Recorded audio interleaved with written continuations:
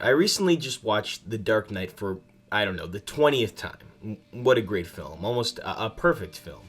I've always loved the film, even as a kid, when I barely understood what was going on within the dialogue and all the Korean stuff that's going on with that Lao character. The film, though, is just brilliantly made, so I can ignore those things. But what I like so much is just the ability to rewatch the film and look at it from a different light and see it from a whole different perspective, a better perspective per se. A film is almost always going to be good when you can continuously rewatch and see it for something else than how you saw it before. And not too many films do that. For me, I see the characters and morals and motives differently intended than usual. Christopher Nolan does such a great job with these films and always having a prominent theme that is reflected throughout the film very thoroughly. The most important character in this film, I believe, is Harvey Dent. A very interesting character, which I would say reflects the people of Gotham and then represents them as well. He in this film is almost supposed to be a new hero needed for Gotham rather than Batman, who only wants to endure justice throughout the film. He quotes, "You either die a hero or live long enough to see yourself become a villain." It easily reflects himself as being the man that is supposed to die and live as a hero, rather than Rachel, who, if not lived, he would have died a hero rather than becoming the ugly mask of himself known as Two-Face.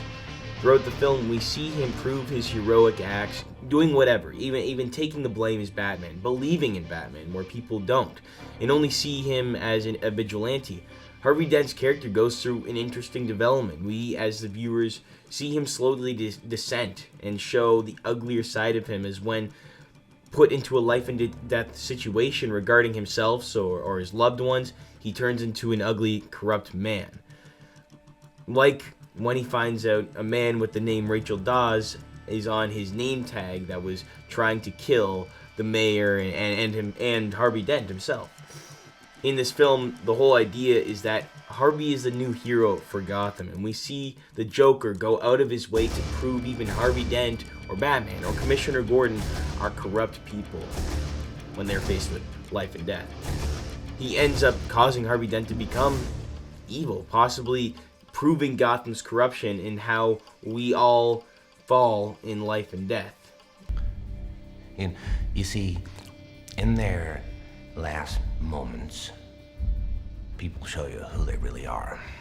By the end of the film, we're supposed to be convinced that the people of Gotham are not all corrupt, but it is dissatisfying when we understand that Harvey Dent's death and legacy was all but a lie. A main theme of the film is lies.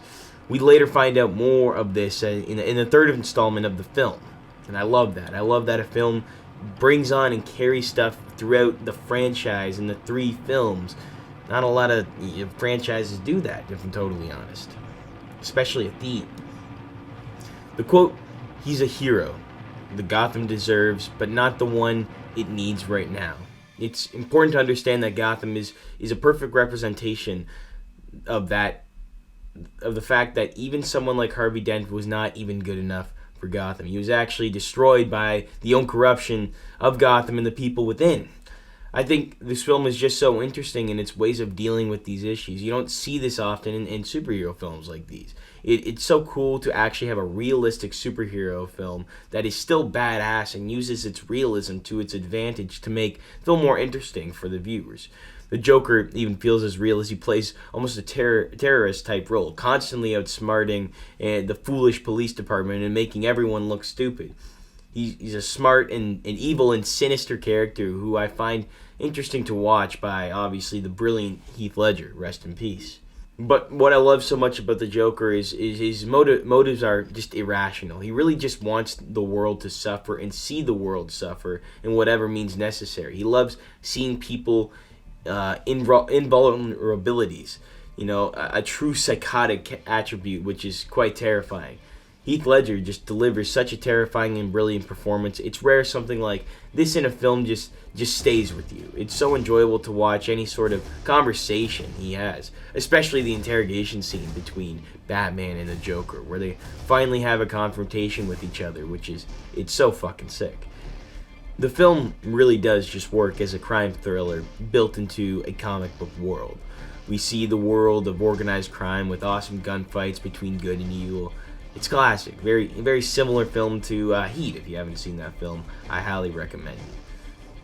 And Batman in this film is almost just a figure in this film too. The real characters revolve around, in my personal opinion, Jim Gordon, the Joker, and Two-Face. I love all the action scenes in the film too. Being able to barely use CGI is something more filmmakers should really strive for.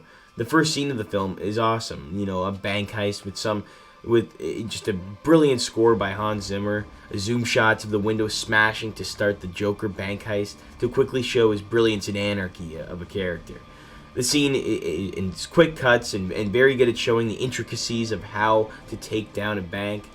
The action in this film is just top notch because it uses practical effects and actual reality to try to make sense of these characters to a certain degree, of course, but it's pretty cool, the gadgets that Batman has and the ways in which he goes about doing these things. Of course, the heist in Korea, another great action scene when he takes down Lau in such a sick scene. The entire sequence is just one of the best fights in cinema. Finally, a common theme that The Dark Knight has is being able to relate to the common society we live in. As I was saying before, we constantly see corruption and lies used to cover up and show the fakeness of our heroes and people we support. We see with Harvey Dent in this film, and especially in America, with the figures and role models in governments are filled with lies a lot of the time, and small lies, white lies. The whole film is filled with moral dilemmas too. That's what really makes it so interesting. Batman's whole principle of not killing anybody just seems unrealistic, but it's a rule that he follows. I believe is in fact true in our society. It's very easy to enjoy a film more when you see truth in it. Or in this case, we see lies, literally throughout the film as these characters try and cover up and wash away their unethical ways that Joker is so desperately trying to prove. And then, again, Batman's character in this film is even corrupt by the lies he still enforces on keeping to the city and convincing them that Harvey is still the White Knight even though he's not. But I guess my overall point that I'm trying to make with this video is that when going back and watching these films, you're able to see different things and see a film for a different light, which I find just incredible. I should be able to go and watch a film and look at different things and watch it with a different layer or a different filter on and see it in a different way. And that's what makes The Dark Knight so special to me, is because there's so much deep thoughts that go into this film, aside from all the action and brilliant performances. There's a lot of interesting and deep thought-provoking moments within this film. And that's the point I'm trying to make. So I hope you enjoyed this video, and I'll see you guys next week. Thanks again.